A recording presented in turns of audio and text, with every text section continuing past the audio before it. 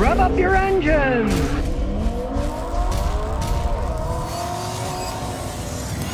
Well, for you Jeep fans out there, it turns out that Jeep is planning on electrifying every single one of its Jeep models by 2022. You'll be able to, according to them, buy a regular one with a gasoline engine, buy a hybrid one, buy a plug-in hybrid one, or buy a totally electric one. Now, that's what they say. Who knows what's actually going to come down the line? That's 2 years from now. Who knows? Fiat, Chrysler, Peugeot, the French company. Who knows what's actually coming on? But they say they're going to electrify them all because that's one of the real popular sellers that they still have. The Jeeps. Last year worldwide, they sold more than 1.5 million of them. Obviously, they're going to push that to the hilt because they're failing in a lot of their other things. Fiat is pretty much saying they're probably going to pull the Fiat brand out of the United States. And since the Jeeps are selling, it only makes logical to make electric ones. They got a brand, people are buying the things, and there's always going to be a certain amount of people that want a Jeep that say, oh, look, I got the first electric Jeep, and it can be a toy type thing. So we'll see if it happens by 2022, but that's what they're planning. Madman says, can a granny-driven 2011 town car be a good daily driver? I want a big body-on-frame car. Yeah, they're actually great cars, especially if a granny was driving it, you know? They are full frame, big, giant cars. They're decent on highway gas miles. They're gas hogs in town, but if you want a big body car, that's an excellent one. They had a Crown Vic, a Grand Marquis. They're all known as granny cars and grandpa cars anyways. And if you want something like that, and you get a good price on one and a granny was driving, what the heck? It probably doesn't have the snot beaten out of it like if you buy one that was, say, a yellow cab or a big Uber driver, they might have beaten the heck out of it. But if it was a granny car, it could be a really good deal. And it's a Ford, parts are readily available still for those things. Yuma 702 says, hey Scotty, I got a 1990 Audi A B3. I know in the USA it was sold as Audi 4000. Were they reliable cars? Here's the thing.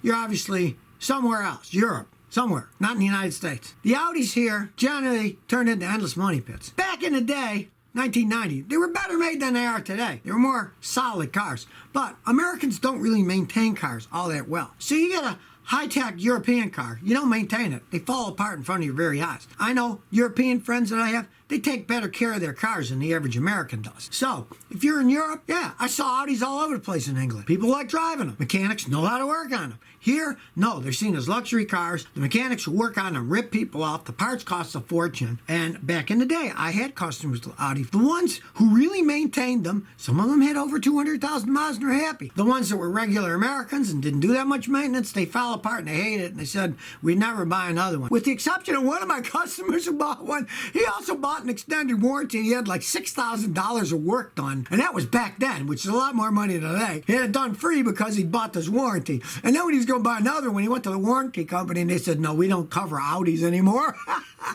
Ford enthusiast says, Scotty, I got a 2003 F-150, 5.4 liter, 2-valve, 200,000 miles. When I started, I smell gas, and I'm getting horrible gas miles, like 10 to 12 miles a gallon. Okay, well, they are gas hogs, but if you smell gas when you start up, when you start a car up, the fuel injection system automatically sends more fuel to the system. Odds are it's just running too rich. Now, you want to make sure it's not leaking, because it depends where you smell it. If you open the hood, have somebody else start, and you smell it under the hood, there's something leaking. Fix the leak. I got a video, does your car smell of gasoline, and you can watch that and it'll give you all the tips of what to check. Now, if the gas smell only comes out the tailpipe, then definitely it's running too rich. And it could be something like one of your fuel injectors leaking. You got all 200,000 miles. It could be that, fuel injector's starting to leak and it's going to be running worse and getting worse gas mileage. In that case, you could pull all the spark plugs out. And if you see one or two of them are black, that means those injectors are bad and spraying too much gas in. If they're all black, then it's often a bad MAF sensor, mass airflow sensor. You could check that out too. A lot of times it's just fuel injectors being worn out if you smell it coming out the tailpipes.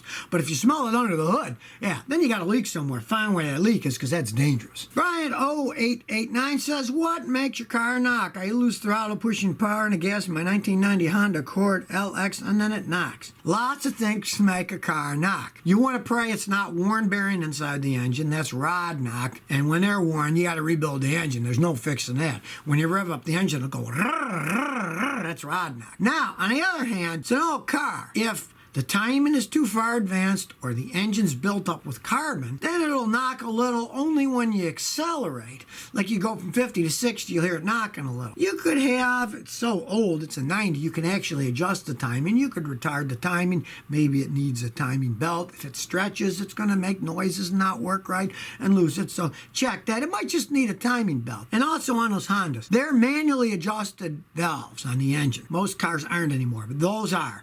Have the valves adjusted. I've seen those things.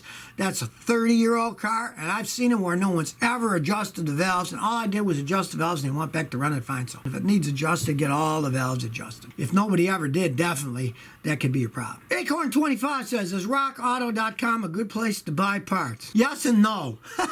You want to save money, they generally have good prices. But the problem is, you find something online. You generally don't know where it's made and what it is until it arrives. You open up the box and see where it was made and see what kind of a part it is. And you're sending it away. If you're fixing a car you drive every day and you got to wait for it to go back and forth, and if it's the wrong one, you got to send it back and get another one. You don't have a car for all that time. I personally believe in buying local because I get a relationship with local car parts. They know who I am. We'll return things immediately. I'll say, what do you have? Where are they made? And they'll show it to me in the store. And I'll look at it and say, nah, that's a Chinese one. I don't want that one. Let me look at another one. And I can pick and choose. When you buy online, that doesn't happen. I'm not a fan of online car parts buying for that reason, that I would say 30-40% of the time it was the wrong part, or it was a cheap part that didn't last long. Locally, there's a lot of places you can buy parts in most areas. And then you know where the part came from. You got a problem, you can go back. I had a bad experience with Rock Auto one time. I bought a hub for a customer. It was for an older car. They sent the wrong one, and then they told me I was an idiot and gave them the wrong information. And I said, I gave you the right information.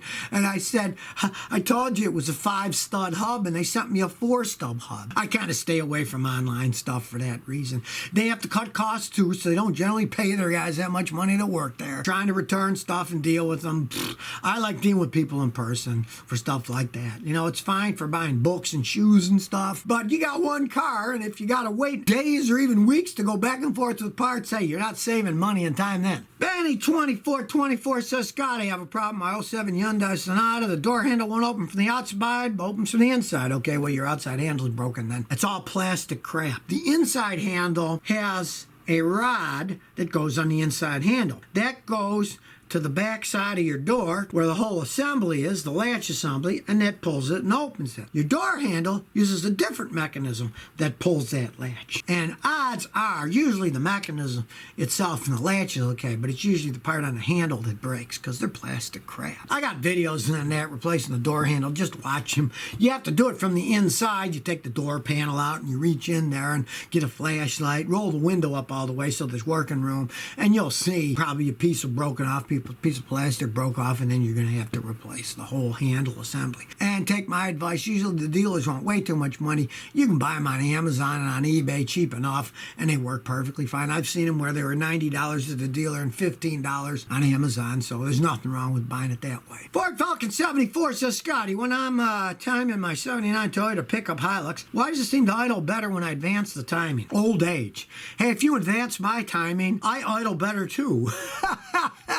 Give me a shot of rum or something, you know? That'll advance me up a little bit. I'm getting old, you know? Things are getting creaky. Same thing with a vehicle. As they age, everything wears. If you advance the time, it makes it idle a little better because firing a little bit earlier, so the fuel gets ignited a little bit earlier. It's not going to hurt anything as long as it doesn't ping bad. If you advance it too much, and then when you accelerate, especially up here, you hear the engine rattle, rattle, rattle. Well, that's not any good. Then you'd have to retard it back down. See, modern cars, of course, it's an old dinosaur 79. Modern cars, the computer changes the timing all the time, automatically. It's all done by computer. So when you're accelerating it up a hill and stuff, it'll retard it a little. And if you're going on flat level, it might advance a little when you're accelerating. It can do all kinds of tricks. But that old thing, no, you know. If it runs good enough and it doesn't clatter too bad when you accelerate, you can leave it there. But when it clatters going uphill a lot, you're still going to have to retard it a degree or two. You can play with it with a timing like till you get it a happy medium. It's just like old age. Old age is a happy medium. You know, you realize that you're not going to be running a 100-yard dash anymore at any breakneck speeds or you're going to fall apart.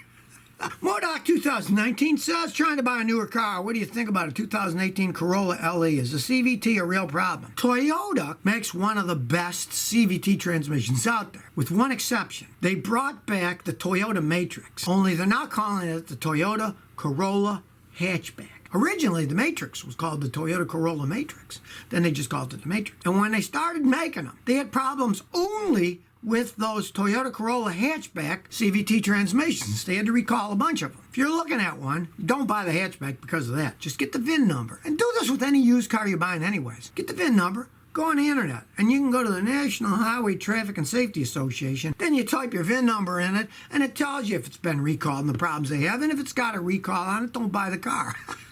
Yeah, you can get some good information nowadays. You know, everybody's got it on their phone, so you got it on your phone. You can type it in and write at the car when you're looking at it. Type in the VIN number, and if it's got recalls, don't buy it. Look for another one. So if you never want to miss another one of my new car repair videos, remember to ring that bell.